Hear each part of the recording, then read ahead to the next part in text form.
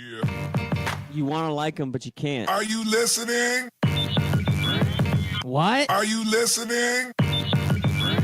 Did you bring me on this show to insult me? Yeah. That's what I'm saying. That's what I'm trying to say. Yeah.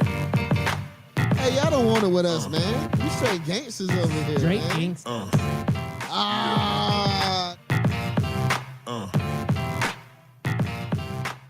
Yeah, good morning. It is Thursday, October 25th, and you are listening to the Scout Team, bringing you Scout Team Sports. I am one of your gracious hosts. They call me Loudbeard. You are the most egotistical, self-deluded person I have ever met.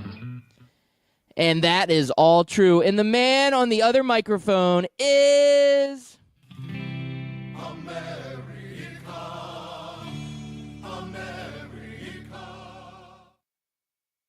Or not. Maybe he's sleeping in this morning. I hope everybody is having a great morning this morning. It is a beautiful Thursday morning, and we have a lot to cover in the world of sports. Last night, Game 2 of the World Series. What a matchup. We also have a ton of great NBA action coming at you hot. Derek Carr, is he tough, or does he cry too much? We'll dive deep into that. We've got a preview of the Thursday night matchup, Miami versus Houston. All kinds of great stuff coming at you. We're ready. Let's bring it. We're going to start out with some World Series talk. Well, last night, the Dodgers, they come out. They're ready to even up the series. They're bringing their best stuff. They bring in pitcher Ryu, he's got good stuff. This is a very quality pitcher.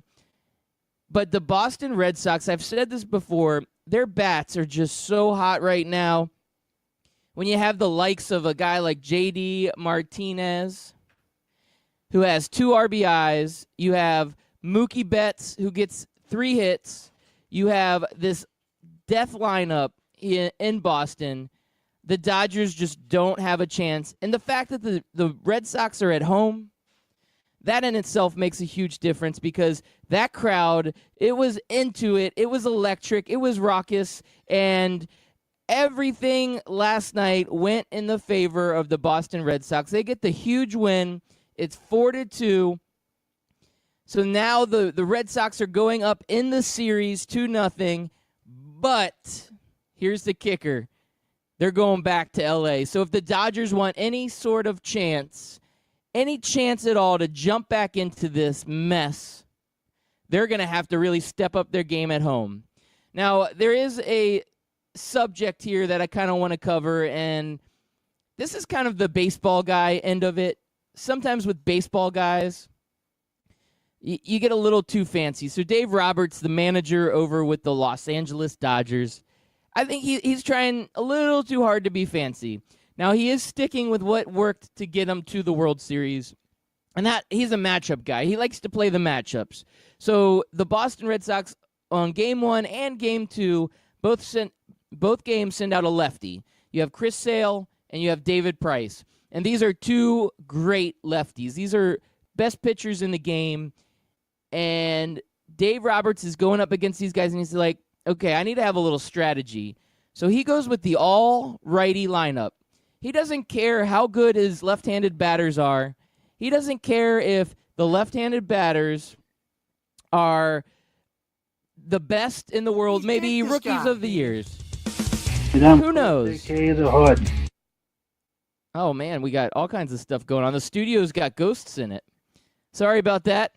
We're live. Things happen when you're live. You don't know what's going to happen.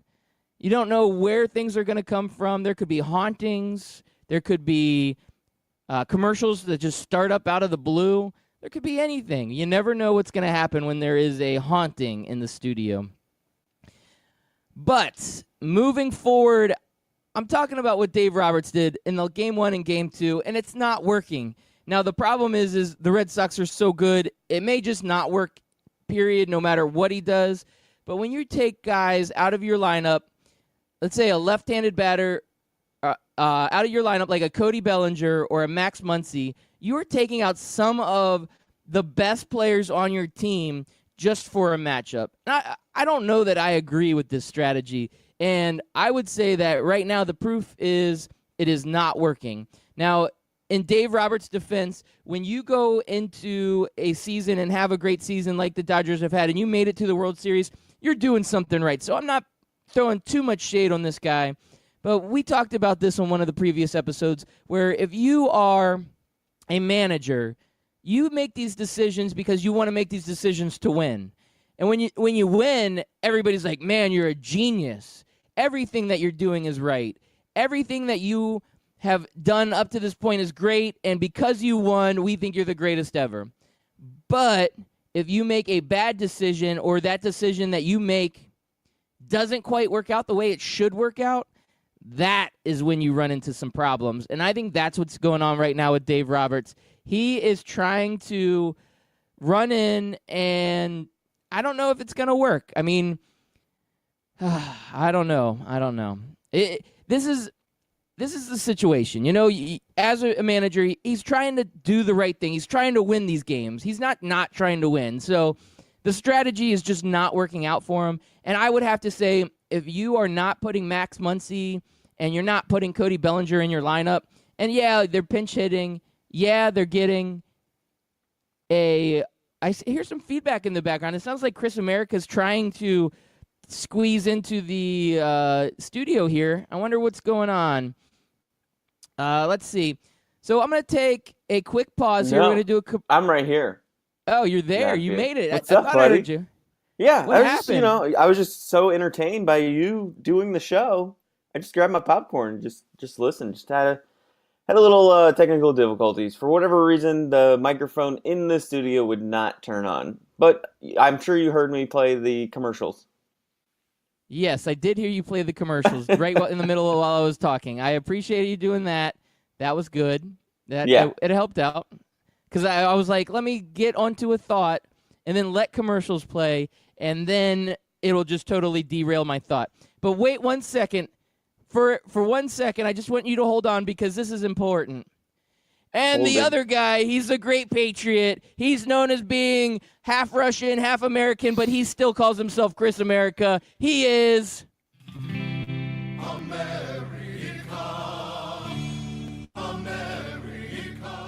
Yeah, it's your boy Chris America coming to you live finally on this Thursday morning, October 25th. We are 6 days away from one of my favorite holidays. That's Halloween. I cannot wait, Loudbeard. And I heard you talking a little bit about the World Series. I was kind of in and out of the studio trying to get it. I had to restart my computer. I don't think the Dodgers are going to win. No, I don't think the Dodgers are going to win either. But what I was talking about is the manager for the Dodgers, the decisions that he made. Yeah. Did you know that he has not been starting Cody Bellinger because he's thinking it's a better matchup to just do the all-righty lineup? Every batter in the lineup was right-handed, so he sat really important players on his team like a Cody Bellinger, who is Rookie of the Year last year, like a guy like Max Muncy, who has had a great season. And he's sitting these guys out, the best batters on his team, because he's going with the matchup. I think this is one of those situations where all of a sudden we get Moneyball in our head, we get sabermetrics in our head, we get, hey, I need to outthink these other guys, and we get a little too cutesy, a little too fancy. I'm not digging what Dave Roberts is doing over in L.A., man. Are you digging this idea of benching these guys just because they're left-handed batters because you want to go with the better matchup? This is where a lot of the old school baseball fans complain about the sabermetrics and the analytics and the money ball and stuff like that because of moves like this. This is almost like why do we even have a manager? Let's just put a computer there and crunch some numbers and let the computer decide what to do. It takes out almost any thought or judgment or anything like that to where you're making calls that don't make much baseball sense. And I'm sure he saw numbers that said this was going to work out for him.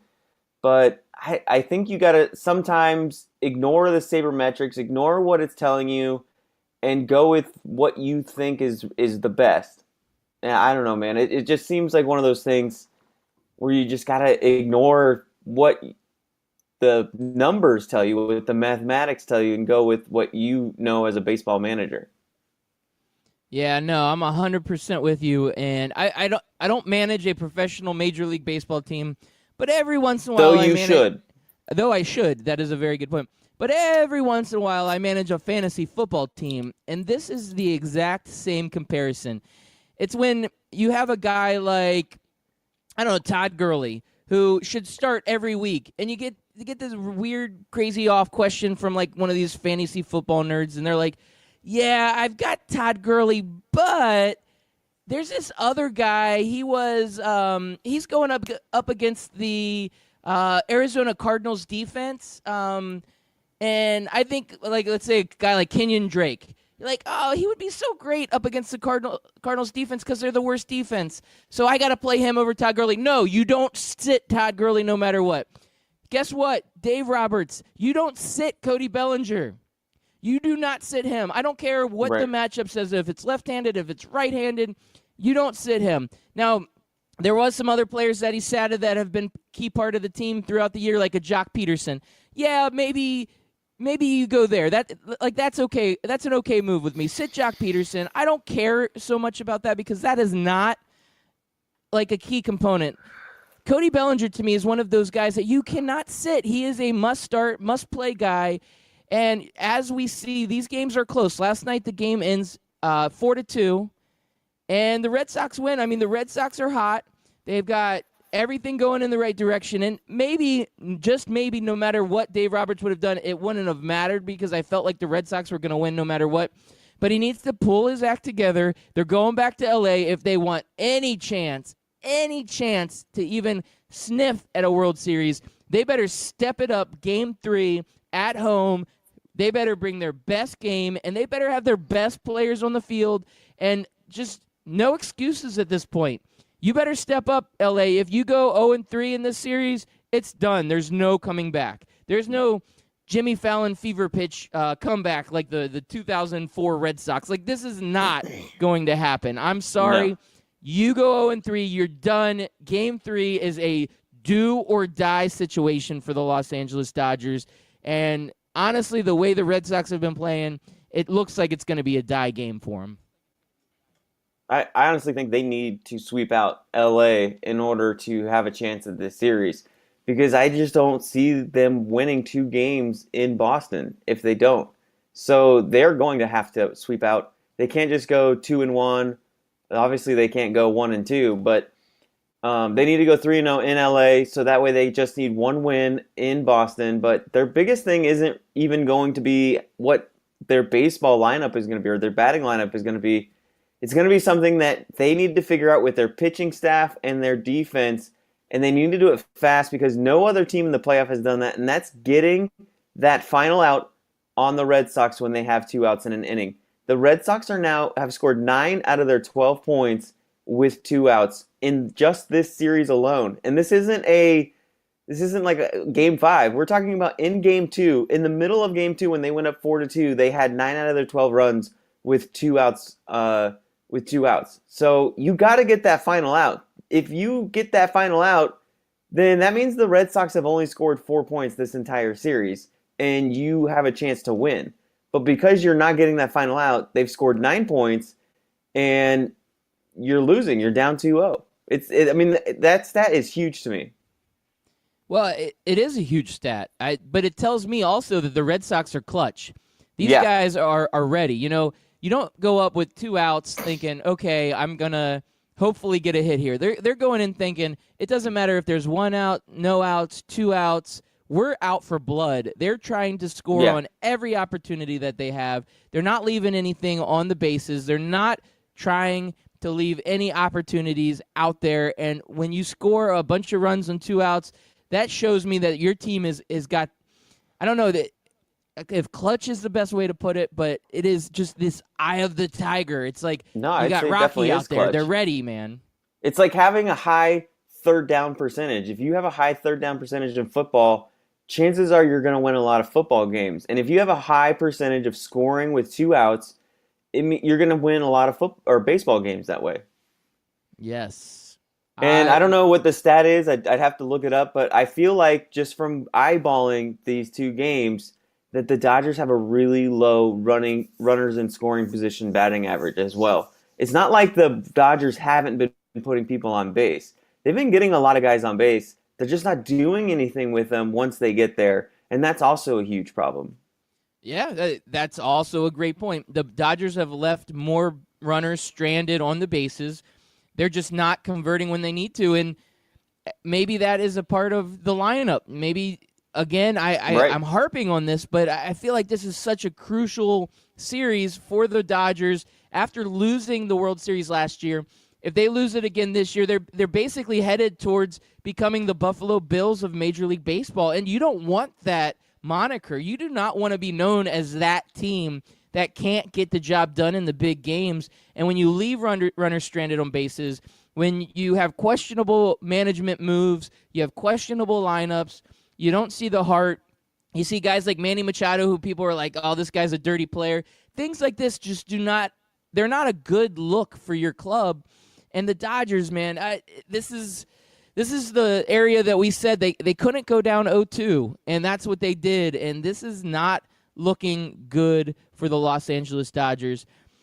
Now, and if you're Roberts, you gotta be hoping, because they fired Don Mattingly for not getting to the World Series with this team, and now you've gotten them over that hump.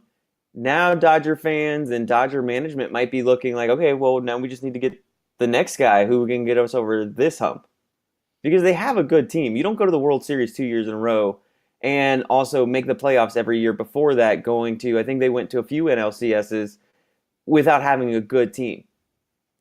Well, and I also attribute that to management. I mean, of course, part of that management is Magic Johnson, I believe, so that's always a good thing. You got Magic out there. Magic. He's bringing the good stuff over to the Los Angeles Dodgers, but they're not afraid to pay players. They're not afraid to make these splashy moves.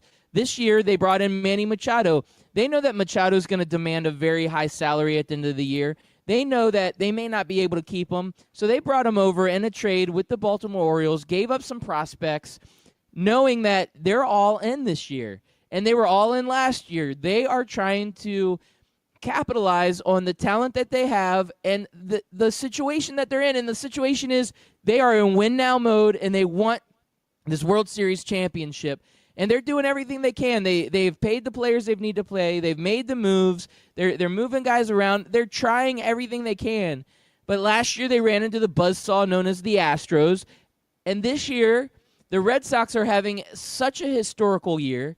This is one of those once-in-a-lifetime years for the Boston Red Sox. And I just think that fate is up against the Los Angeles Dodgers. They are not going to be the team that wins this. I mean, right now, this could be overreaction game 2, whatever, but there's no way that the Dodgers win this series. I mean, unless we see something miraculous, which I would love, because I can come in, give myself an idiot sandwich. What are you? An idiot sandwich.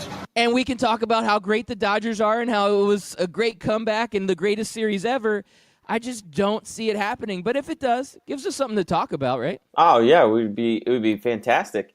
And sometimes I hate when we're firing guys for making it to the World Series. Like we talked about yesterday about how Francona got fired, and yeah, it's kind of working, but there's nothing to say that Francona wouldn't have led this team to the World Series either. And a lot of times we focus so much on the fact that you lost rather than just saying the other team won. The other team was just better, and there's nothing anybody else could have done to beat this. It's like you said, they ran into a buzzsaw. Sometimes you're the windshield and sometimes you're the bug. And for the last 2 years, it seems to be that the Dodgers are the bug. And that's just the way life is sometimes. You just got to accept it. The windshield that I was very proud of last night was David Price. David Price, Yes. who has gotten all this heat his entire career about his lack of postseason performance. He exercised his demons in the previous series up against the Astros. And you kind of think to yourself, okay, is he going to bounce back or is he going to revert back to old David Price? This David Price was the David Price with confidence, the David Price that we see in the regular season. He's got 6 innings pitched. He only has 2 earned runs. He was the David Price that we needed. This is the David Price that the world has been waiting for in the postseason, and I think he's finally got over that mental block. This game is all in your head. When you're a pitcher and you start finding yourself in these tough situations in the postseason, you start playing mind games with yourself. You just can't get over it. It looks like he's finally over it, and I have to contribute that to Alex Cora. One, he didn't ever waver. He never, when all the media hype was like, maybe the Boston Red Sox should put David Price in the bullpen, he never once even considered it. He looked at David Price. I'm making this part up. This is all hypothetical, but I'm sure he took him to the side and said, you're going to be my starter. Don't listen to all that noise. I believe in you. And again, I could be making all this up. I don't know. No, Loudbeard, I just checked my sources. They said that was verbatim what he said to Absolutely. David Price. And he's like, we're going to ride you into the World Series. Maybe said something like that, but that's what he did. And him showing confidence in David Price as a manager, that gives some extra boost to that pitcher. And David Price needed that, and he has come back, and he has delivered in a big way for the city of Boston, and he has delivered in a big way for his manager, Alex Cora. And I think this team has more confidence now than they've had all year long, and they have been an extremely confident team throughout the season. So I believe the Boston Red Sox are just on the path to have a historical season that will win or will end with a big win in the World Series. Oh, Chris America, it's a great time to be alive. Beautiful time to be alive. And hey, for our listeners out there, I just wanted to tell them, Chris America, you and I, we're kind of winging it this morning because we're up late. Because I don't know if our listeners know this, but a scout team comes on and we do a little after dark segment. We do a show every Wednesday night, 7:30 to sometimes 8:30, sometimes 9 o'clock, whatever it is. Hit us up at 7:30 every Wednesday night on 12-ounce Sports Radio. We recorded last night. The good news is we actually do record the show, so we pump it up. We put it on our website, scoutteamradio.com. You can go and subscribe to us at Apple Podcasts and go listen to it. You can go to Spotify Podcasts. That episode is up. It is not for the little ears. No, we get a little risque. Content warning. It has got an explicit content warning. But I'm telling you right now, in the mornings, we're a little bit more serious, guys. We talk a little bit more about sports and about just, stuff going on in the world. On Wednesday nights, we just get crazy. We get a little weird. We have a few beers. Yeah, we drink and we get on the microphone. Never, ever a great idea. And then we have the Golden Ghost coming in. The Golden Ghost comes in, and you never know what's going to happen. There was a haunting last night. That Golden Ghost, he came in hot. There is something to be said about a good Golden Ghost episode. So yes. I want to just encourage all of our listeners, go back and listen to our After Dark episode. It's an alternative to what we do in the mornings, but it is a fun time, a great show last night. Chris America, you and I, we had such a good time with the Golden Ghost. I can't encourage our listeners enough. Great show last night. We got to keep that momentum going. Well, just know, if you listen to this episode, which you should, definitely do, but if you need a tease, you'll never look at a moose the same again. This is so true. And you're just going to have to listen to find out exactly what America is talking about. Hey, Loudbeard, you brought up Magic Johnson and how well he's done for the Dodgers. He's finally found the formula. He's finally found the right way to do it. The Lakers, his Lakers, get their first win of the season, and it was a blowout. 131-113 against the Phoenix Suns. What did you think about that game? I know you didn't watch it, but what did you think about it now that I told you what the score was? How do you know I didn't watch it? Because you were watching the World Series. You were analyzing the right-handed batters and the moves and the analytics. But this was West Coast, so I got to watch this after the World Series, okay? Is that also why you're so tired, because you went to bed at 3 o'clock after the Lakers game ended? Yes, that is why. But I do not ever miss a LeBron James game because he's the greatest player on the planet, and he's just so much fun to watch. This game, one of the something that I've seen talked about quite a bit is how Luke Walton had a meeting that yesterday morning with all the players, and he got very angry with all the players. He's talking about how awful the defense is, how just miserable they've been playing, and he basically goes off and unloads on the Los Angeles Lakers. So now everybody in the media, all the sports talking heads, they're saying Luke Walton motivated his team to get their first win. Well, come on now. Luke Walton has not done anything good this year. All he's done is complained about refs, and then he goes off and whines about defense. You know what got the Los Angeles Lakers their first win? They played the Phoenix Suns. When you play one of the top 3 worst teams in the league from last year, you know what you're going to get? You're going to get a win. So don't tell me that it's because Luke Walton cried to his team about how bad they were playing defense. No, they got a win because they have LeBron James on their team, and they played the 3rd worst team in the NBA. So, yeah, good for you, Los Angeles Lakers. Way to get your first win. You're 1-3 now. You're doing awesome. Keep up the good work. But, hey, LeBron, you're still the best player on the planet. You're my boy, bro. Man, I wasn't expecting Laker hate kind of from you. Because you've been Luke sort of Walton, praising. I don't know. I'm not digging Luke Walton right now. He's really starting to just rub me the wrong way, Chris America. If you're looking at the box score, you're noticing that really the only big difference in this game was the second quarter. Every other quarter, the Lakers lost except for the first and second. The first quarter they won 32-30. Then they lost 32-30 and 27-25 in the third and fourth quarter. But it was a big 44-24 second quarter that just opened up the game. And then you're just on cruise control when you're up that much in basketball. You just need to trade baskets with the team that you're going against. You don't really have to try that hard. But, Loudbeard, you brought up a point that I was thinking about yesterday as I was listening to some sports talk radio. And that is Luke Walton's job safe? Is the worst thing that could have ever happened in his career is getting LeBron James? No, his job is not safe. One, I don't know that there's a whole lot of coaches out there that can say their job is really, truly safe. A handful.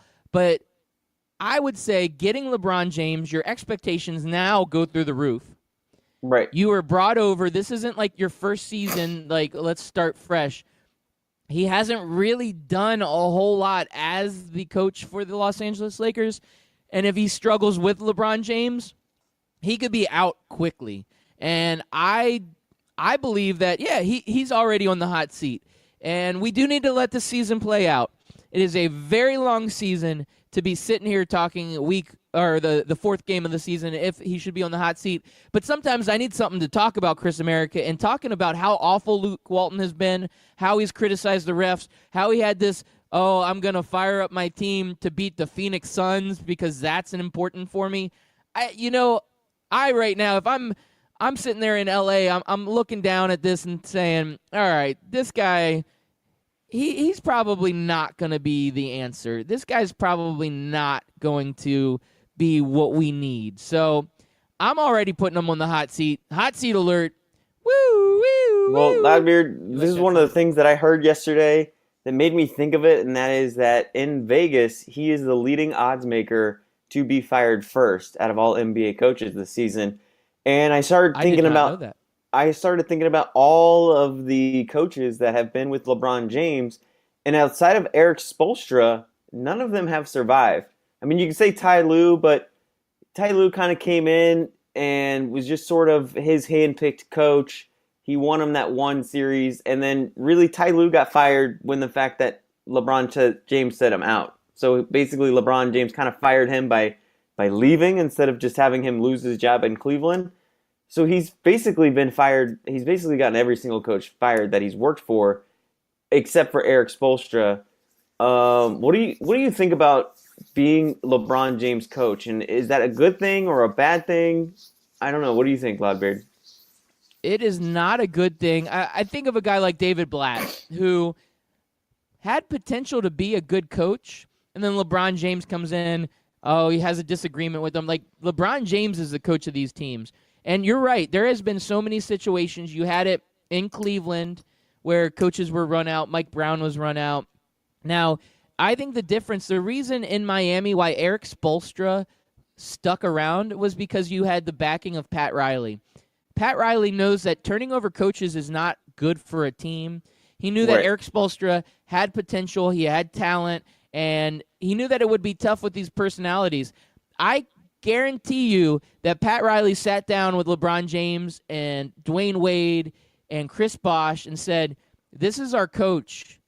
We're not changing coaches, so no matter what you guys think, we're going to make this work.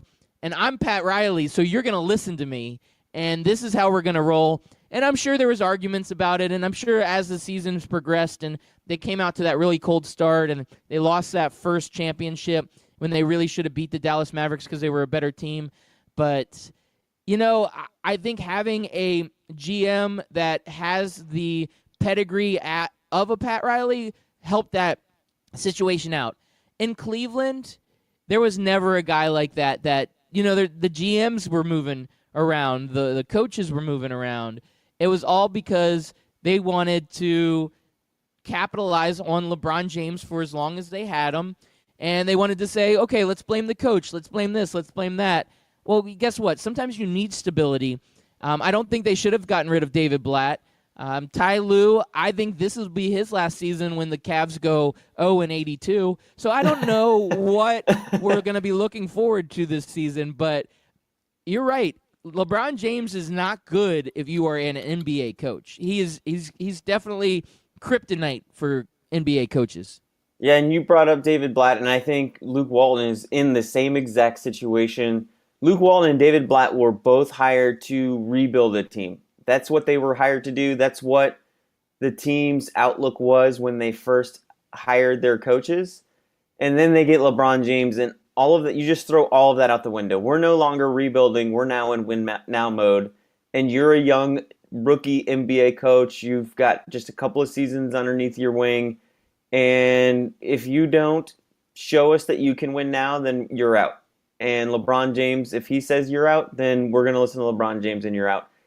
And you're right, man. It's a career killer. I think the worst thing that ever happened to Luke Walton, and obviously the worst thing that ever happened to David Blatt, was getting LeBron James. And it shouldn't be that way. If you get a superstar, it should be the best thing that you could hope for as a coach. It should be. But if it's LeBron James, just know that you are short-lived in the life of a coach. All right. Tune in after this commercial break where we'll discuss if Florida State can beat Clemson, and then we'll tell other jokes.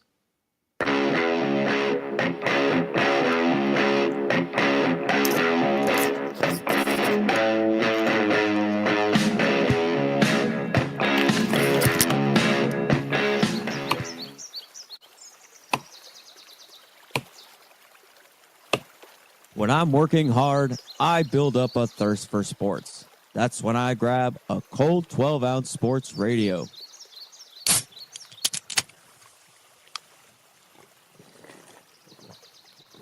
Ah, 12-ounce sports radio.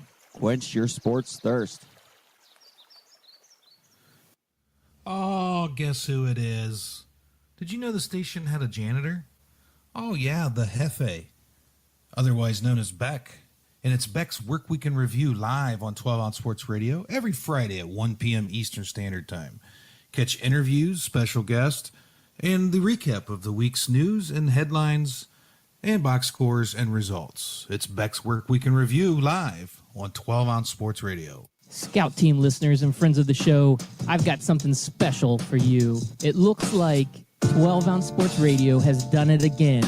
We have partnered with Rally House. You just go to the website, 12ozsportsradio.com. Click on the banner on the right side of the page, and it will take you directly to Rally House. Rally House has some of the greatest, most unique sports items for that diehard fan, casual fan, and anybody and everybody out there that is special in your life. So go ahead and check it out. Once again, go to that website, 12ozsportsradio.com. Click on the banner to the right of the page, and you will get taken to the best sports merchandise website on all of the interweb.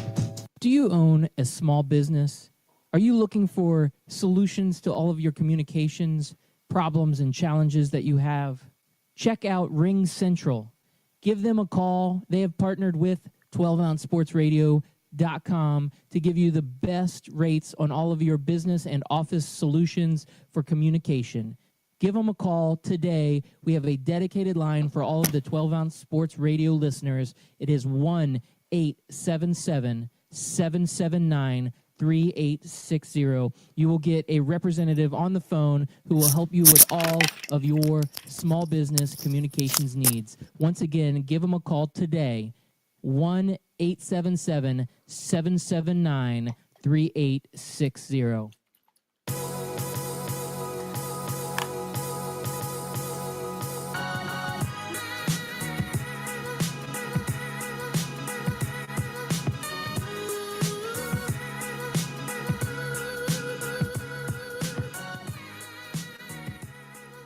Welcome back. You are listening to the Scout Team. He's Chris America.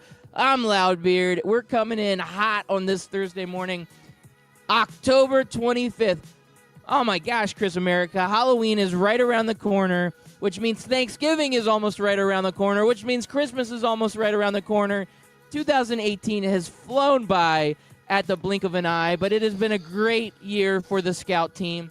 It has been a great year for Scout Team Sports. We're loving what we do every morning, Monday through Friday, weekdays 6 a.m. and again at 11 a.m. on 12ouncesportsradio.com. And like I mentioned earlier, you can always check out the old episodes on Apple Podcasts, Spotify Podcasts, or our website, scoutteamradio.com.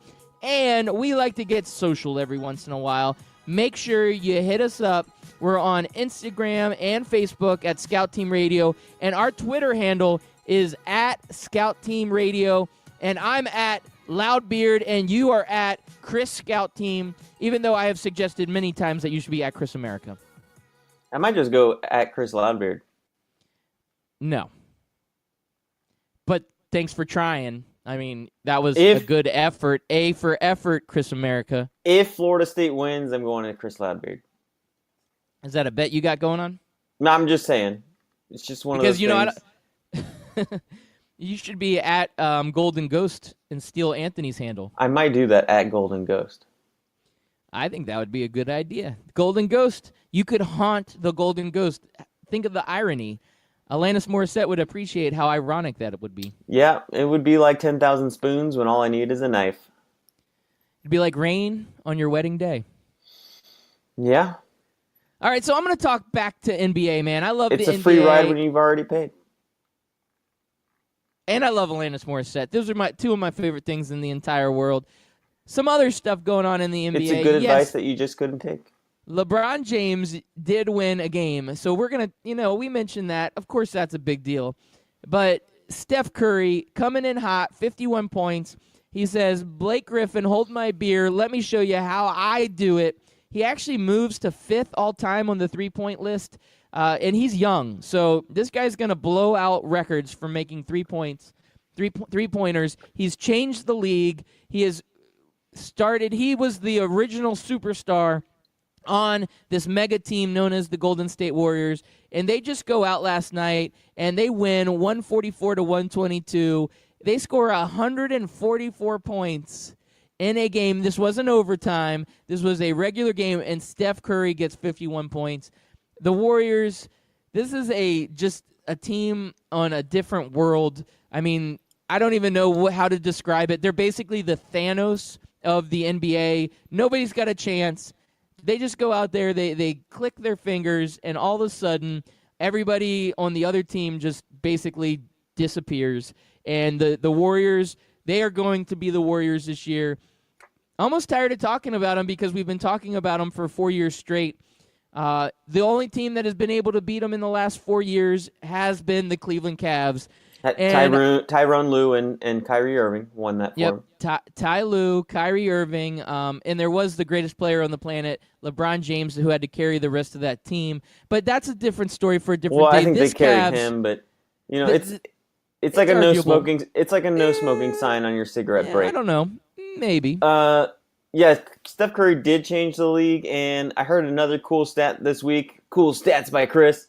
If you make a third of your 3-pointers, it's better than making 50% of your jump shots, of your 2-point shots.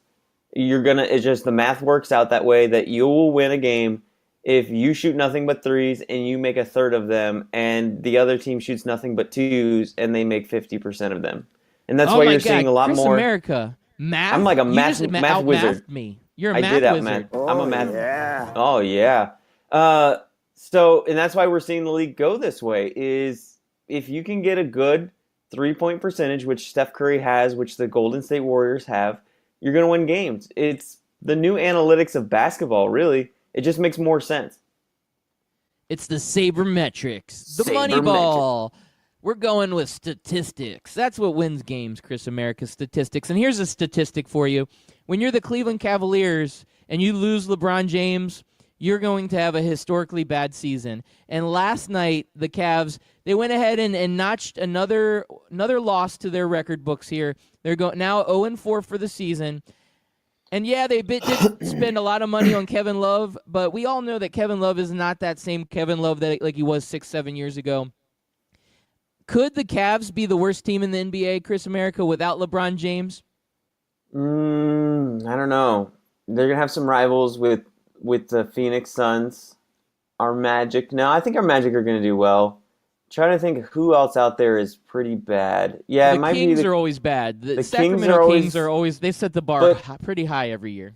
And see, this is what the problem is when you get a superstar like LeBron James, because he sucks you out of the draft, and you can't really get that many other free agents, because between him and at the time Kyrie and Kevin Love, you're taking up a lot of cap space. So when those guys disappear, you're kind of left with nothing, right?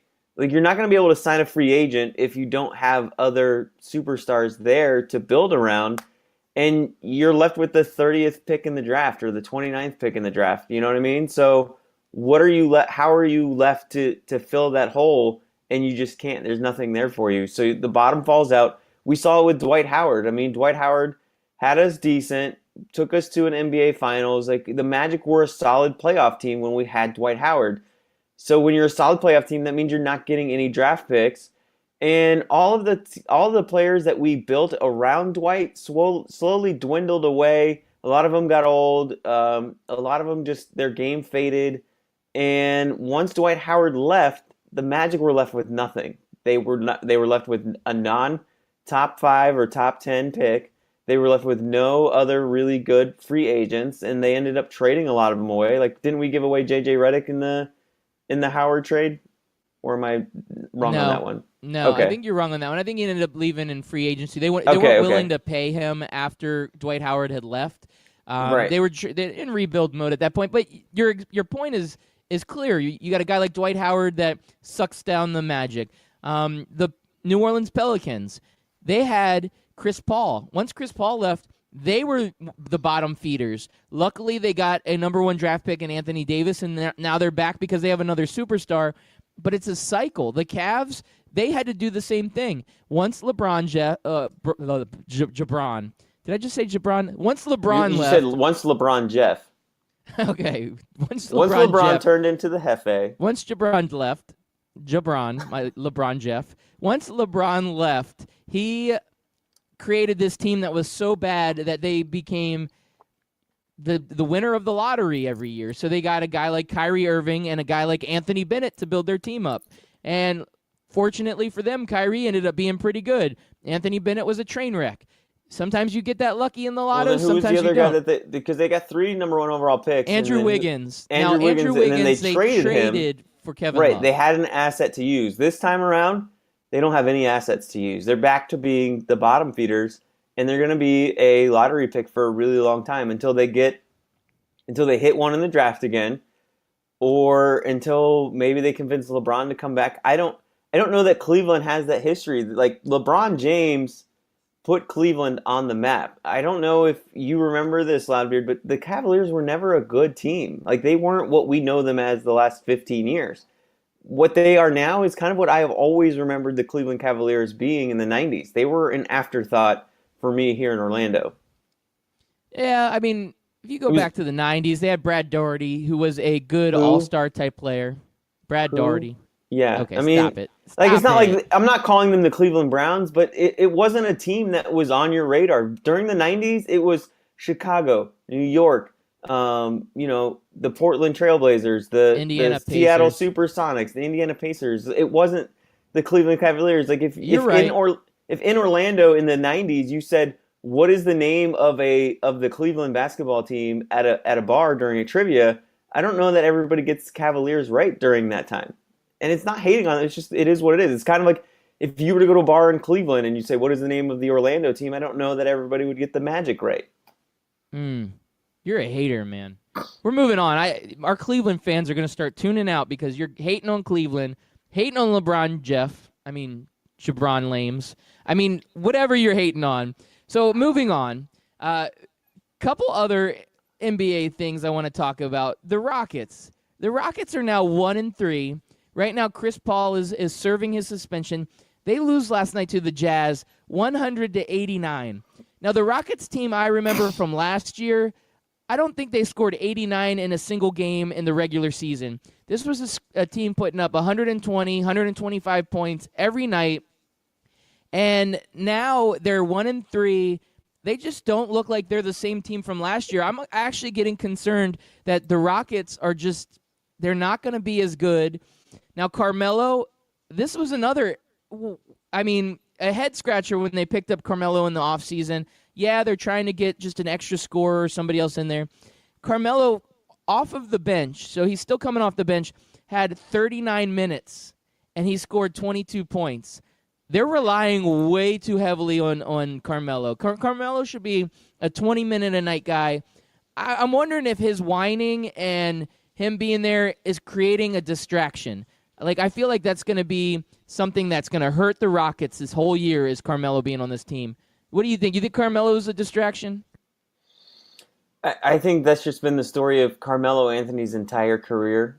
Always the storyline with him. Is he cut out to be the guy that does well and does his, like you mentioned, he's a distraction. Is what he brings to the table in stats and in points and in production worth what he brings to the bench, what he brings to the locker room? And I don't know that he is. I really don't. He's always a sexy pick. He's always a sexy name when it comes to free agency, and you think you want to have Carmelo Anthony on your team, but there really hasn't been a team in his entire NBA career that you can say, this team is a lot better because of Carmelo Anthony. Maybe you can make that argument for the New York Knicks in 2012, but I don't even know if that's true. I don't know if the rest of the team just carried Carmelo or if Carmelo carried the rest of the team, but I do know that they were bad the rest of the way. Yeah, Carmelo has not had a good run at it. He's never been on a championship team. He's never made it to the NBA Finals. He always seems like he's on that team that's like the 6th or 7th seed, and they get bounced early in the playoffs. I'm not a big fan of that Carmelo move, and I'm disappointed with how the Rockets have started out. Again, it's super early in a very long season, so we can see them bounce back pretty easily. When they have James Harden and they have Chris Paul and they have Clint Capella, this should be a superstar team, but let's see what happens. Now, a team that is a superstar team is the Toronto Raptors. They remain undefeated. They beat the Timberwolves last night, 112-105, but Kawhi, man, drops 35 points. Kawhi is the superstar Toronto has been looking for. Kawhi is going to be the difference on this team this year. I'm riding this Toronto train this year. I think they're going to win the East. I'm saying it now. I'm going to stick with it all year until they have a 3-game losing streak, and then I'm going to jump the train because that's what I do.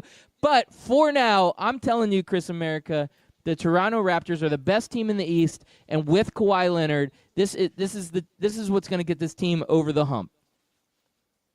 I can get behind that. I mean, the Boston Celtics have kind of been lackluster to start. They started out 2-2. They lost to our Magic. So we'll see. Like you mentioned before, it's a very, very young season. But what's not a young season, Loudbeard, is the college football season. And I think we finally have a pretty solid weekend overall. There's a few matchups that looked good going into the season that aren't any good. We've already mentioned Clemson, Ohio State, Utah, UCLA. That was probably a top 25 matchup when you looked at the schedule in August. Now it's a 5-2 team, number 23 Utah versus a 2-5 UCLA. And then Notre Dame Navy, that was an exciting game last year. Navy was kind of this upstart American athletic team that upset some people last year, made a good solid run. And now they've kind of fallen off the rails. They're 2-5 this year, but I still think they can give Notre Dame fits. The spread on that game, Loudbeard, is -24. I take Navy on against the spread all day on that. Yeah, Navy knows how to put up some points. They're going to run the ball a lot. Eat the clock. Yeah. There's no way. I mean, maybe drunk Lou Holtz will tell me otherwise, but I don't think there's a way that it's not. They're not going to cover the spread. Notre Dame. Another good matchup this weekend. It's a West Coast matchup. It actually starts at 7, so you can actually stay up to watch this one. It's Washington State versus Stanford, and what Mike Leach has done for Washington State. We mentioned how the Cavaliers were a bad team or just a team you never really thought of. Washington State is that team. Like, they were the afterthought of college football. And now, year in and year out, you see Washington State with a ranking next to their name, and for good reason. They're a decent, solid team. Now, they're not world beaters. They're not going to go in and beat, a playoff run. But right now, they're 6-1, and Stanford's been kind of the disappointment of the year, with Bryce Love not doing much, and they're 5-2, and it's a quiet ho hum 5-2. What do you got in this game? I'm not a big fan of Stanford, man. I think they're overrated. Washington State, like you said, Mike Leach has brought this team to be a relevant team. I got to go Washington State all the way on this one. Yeah, it's in Stanford, so that makes me want to lean towards Stanford, but I think Mike Leach has just got this thing rolling. He's got it going, and he's going to give us some great sound bites, win or lose, though, and that's what I love about him. Another great matchup this weekend, Loudbeard. Again, it probably looked better on paper at the beginning of the season, but it's still a decent matchup. It's Texas versus Oklahoma State, and is Texas for real? Are you buying this Texas hype? Week 1, losing that big game to Maryland and how bad Maryland has been, I would say it's hard to buy into the hype just because of that one game. But since then, they have been impressive. I just don't know. I don't know, man. It's so hard in college football because every week is a different week. You can see a team blow out one team one week, and then the next week they come out and lay an egg. I mean, the proverbial Ohio State versus Purdue, the juggernaut of Ohio State will blow them out 99 out of 100 times. Well, guess what? The one time they're not going to blow them out was this past weekend, and Purdue came in and punched them in the face and knocked them out. So anything can happen any week in college football, and that's what makes it fun. That's what makes it enjoyable to watch. And let's see it. Let's see Texas ride this out. Right. Can Texas do this? Yeah, Texas has the record that says they're back, but then they haven't been blowing people out. They haven't been that dominant Texas that lets you know that they can compete with anybody on the field, but they've been grinding out these wins. They lost 34-29 to Maryland, and they followed that up with a 28-21 to Tulsa. And then they start looking impressive. They look like they're back. They're 37-14 against USC, and then 31-16 against TCU. And then they go back to grinding out wins against Kansas State, Oklahoma, and Baylor. Those were all one-possession games. So let's see what they do at Oklahoma State. Oklahoma State, man, they're 4-3. They got to get off the schneid. They can't go down 4-4. I mean, that would just be, to me, I think that's got to be a disappointing season for a team like Oklahoma State. Yeah, I mean, once you lose some of your key players, sometimes there's that little bit of the drop-off, and Oklahoma State's seeing that this year. It has been disappointing. There is that lull, you're right. Penn State versus Iowa. I heard a little birdie from the Memphis Spence show, the College Credit Hour, at noon. If I'm not mistaken, I think he picked Iowa to win this game. Do you like Iowa at Penn State in Happy Valley at 3:30 on Saturday, Loudbeard? No. Penn State's going to take care of this. Yeah, this is a little bit of a rivalry, but, I mean, in Happy Valley, I got to go Penn State. They're a good team. Let's see them take care of business. I think I might start leaning towards agreeing with Memphis Spence. Penn State has been a lackluster team like Stanford. They came in with these high expectations that they would dominate teams, that they would just kind of be the contender to win the Big Ten, the contender to go to the playoffs for the Big Ten, especially if they would have beaten Ohio State. And they came out flat against Appalachian State. They haven't really got it going. They should have beat Ohio State. That should have happened. And they just couldn't close it out. I'm not impressed with Penn State as much as I'm not impressed with Stanford. So I'm going to go with Iowa on this one, man. All right. Well, App State's a better team than advertised. So That's yeah, true. they didn't come out Hot against against App State. At the time, we're like, oh, look, they struggled against App State.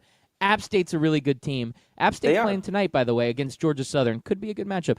But they're both one-loss teams. Yeah, it's good times. Good times. The Penn State, I guess I was impressed with their performance against Ohio State. Now, with Ohio State losing to Purdue, maybe it takes a little bit of the shine off of it. But I do think that Penn State is a good quality team. I was concerned about them earlier in the season, but I feel like they've gotten better and better. Yeah, picking Iowa isn't a bad pick, but I do think that you're going to see Penn State with the victory. All right, I like it. What else we got here? We got the Florida State Clemson game. Any chance, Loudbeard, this game is close? Yeah, there is a chance. Florida State, man, this is a rivalry. Come on, give them a shot. I want to see Florida State bounce back. Golden Ghost, do your business. I also don't like the fact that Clemson's undefeated and they're not as good as most undefeated teams like an Alabama or a UCF. So I do think that Clemson takes a loss here. I think this is a show-up game here for Willie Taggart. He needs to show what he's all about, man. Well, one of the game plans that FSU needs to have is they need to get after this freshman quarterback that they've decided to hitch their wagon to. Trevor Lawrence is no doubt a really good quarterback, but he's also very young. And when you have a very young quarterback, I always like a game plan where you just attack. You make him make decisions. You make him grow up or be the high schooler that he was a year ago. So I think if they can get after quarterback Trevor Lawrence, they have a shot, but they need to find a way to work against this top-notch defense. If there's one thing that you can say is top 5, top 3 is Clemson's defense. They are as good as advertised, and if they play up to their level, I don't see Florida State having a chance. But if they can stop Trevor Lawrence, I could see them maybe losing like a 6-13 or a 6-17 type game. Yeah.